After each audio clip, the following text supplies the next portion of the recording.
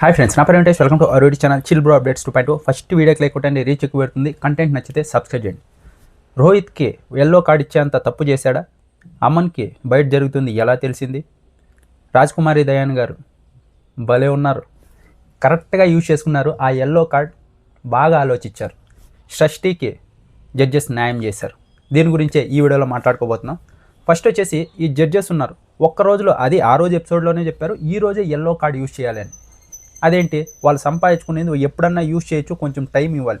అలా కాదు, ఈ ఎపిసోడ్ అయిపోయే లోపల యూజ్ చేయాలి, లేకుంటే దానికి నో యూజ్ అంటే అది ఎలాగో రాజ్కుమారి దయాన్ గారు బాగా ఆలోచించి దాన్ని ఓటపీల్కి యూజ్ చేశారు. అది నెక్స్ట్ లెవెల్ అనిపించింది నాకు. ఆవిడ ఆర్గ్యుమెంట్స్ చేయగలరు, అలాగే ఎప్పుడు కావాలంటే అది చలాకీగాను ఉండగలరు. కరెక్ట్గా బిగ్ బాస్ హౌస్కి సరిపోతారు ఆవిడైతే.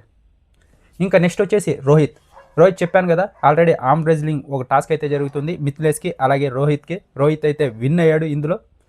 మిథిలేష్ ఫస్ట్ ఏదైతే 3 గ్రీన్స్ సంపాదించుకున్నాడో ఆ తర్వాత నుంచి కొంచెం షైన్ అవ్వలేదు. చూద్దాం ఫ్యూచర్లో ఇంకా ఉన్నాయి కదా ఎపిసోడ్, అవుతాడేమో అని.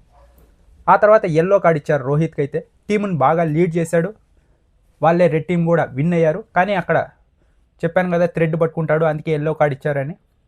అది ఫస్ట్ వార్నింగ్గా చూసి ఉండాలి, కానీ జడ్జెస్ అందరూ దాన్నే పట్టుకొని ముందు ఏవైతే టాస్కులు జరుగుతాయో దానికి ఇదే ఎగ్జాంపుల్ అని ఎల్లో కార్డ్ ఇచ్చారు. ఎల్లో కార్డ్ ఇచ్చేంత తప్పు కాదని నేను అనుకుంటున్నా.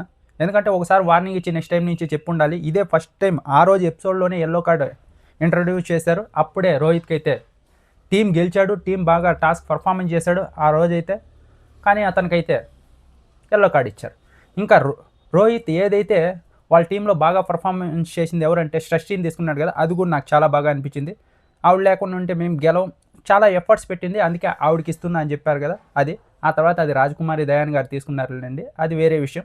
ఆ తర్వాత జడ్జెస్ వచ్చేసి షష్ఠీని గుర్తించి మేము నీ కీ పడిపోయింది ఏం చేద్దాం అక్కడే పెడతామనంటే తను ఒప్పుకునింది కదా, దానికి మేము MVP ఇవ్వడం, ఆ తర్వాత వచ్చేసి ఓటపీలు కూడా ఇవ్వడం నాకు చాలా బాగా అనిపించింది. రోహిత్కే ఆ ఎల్లో కార్డ్ ఇవ్వకుండా ఉంటే బాగుండేది.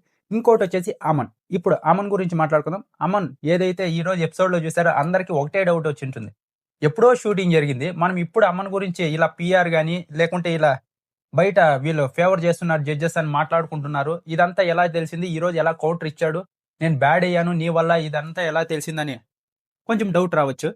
నేనేమనుకుంటున్నానంటే అది ఎప్పుడో షూటింగ్ జరిపింది, దాన్ని మార్చలేం. వాళ్ళు చెప్పారు కదా, ఇక్కడ అమన్ చెప్పాడు బయటికి వెళ్ళిన తర్వాత కంటెస్టెంట్లు అందరూ ఏం చెప్పారంటే అమన్కి సపోర్ట్గా ఉన్నారు జడ్జెస్ అని మాట్లాడుకుంటున్నారు అన్నాడు కదా, దానివల్ల నేను బ్యాడ్ అయ్యానని అమన్ అక్కడిది చెప్పాడు, బయట ఆడియన్స్ది కాదు. ఎందుకంటే ఇది ఎప్పుడో షూటింగ్ అయిపోయింది, బయట ఆడియన్స్ది వాళ్ళకి తెలియదు. బయట వాళ్ళ లోపల మాట్లాడుకునేది అమన్కి జడ్జెస్ ఫేవర్ చేశారని, దాన్ని దృష్టిలో పెట్టుకొని నేను బ్యాడ్ అయ్యాను నీ వల్లే కదా అది బ్యాడ్ అయింది, నేను బాగా ఎంత కష్టపడినా నేను ఏదో దాంట్లో బ్యాడ్ అవుతున్నాను అని తన ఇది చెప్పుకొని వచ్చాడు అంతే. బయట జరిగిన దానికి ఇప్పుడు జరిగే దానికి ఏమీ తేడా లేదు, ఎందుకంటే అది ఎప్పుడో షూటింగ్ అయిపోయింది కాబట్టి. ఇంకోటి వచ్చేసి స్ట్రాంగ్ టీం వచ్చేసి గాయత్రి గారిని తీసేశారు కదా, ఒకరిని తీసేయాలి అని వెంటనే. అదైతే నాకు చాలా బాగా అనిపించింది, ఎందుకంటే టాస్క్ ఆడేటప్పుడు ఆవిడైతే గివ్ అప్ ఇచ్చేశారు, చాలా మంది కష్టపడ్డారు, అదే ఆవిడకి ఫైనల్ ఛాన్స్. ఆవిడ ఆడుండాలి, కానీ ఆవిడ గివ్ అప్ చేసిన తర్వాత కూడా ఆవిడని టాప్ 15లోకి ఈ జడ్జెస్ ఎందుకు తీసుకున్నారో నాకు తెలియదు. తీసుకుని ఉంటే జోష్నా రెడ్డి గారిని తీసుకొని ఉండాలి, లేకుంటే లైఫ్ ఆఫ్ సుమా గారిని తీసుకొని ఉండాలి. వీళ్ళిద్దరూ చాలా బాగా గేమ్ ఆడితే వాళ్ళని తీసుకోకుండా గాయత్రి గారిని అయితే, గివ్ అప్ ఇచ్చిన గాయత్రి గారిని అయితే జడ్జెస్ అయితే తీసుకున్నారు. ఇప్పుడు కంటెస్టెంట్లు ఏదైతే ఉన్నారో అది గుర్తించి మీరు ఆ రోజు గివ్ అప్ ఇచ్చేశారు కదా, అందుకే మీరు ఈ టాస్క్ అనవసరం అని చెప్పేసి ఆవిడని బయట పెట్టడం ఇది పర్ఫెక్ట్ అనిపించింది నాకైతే.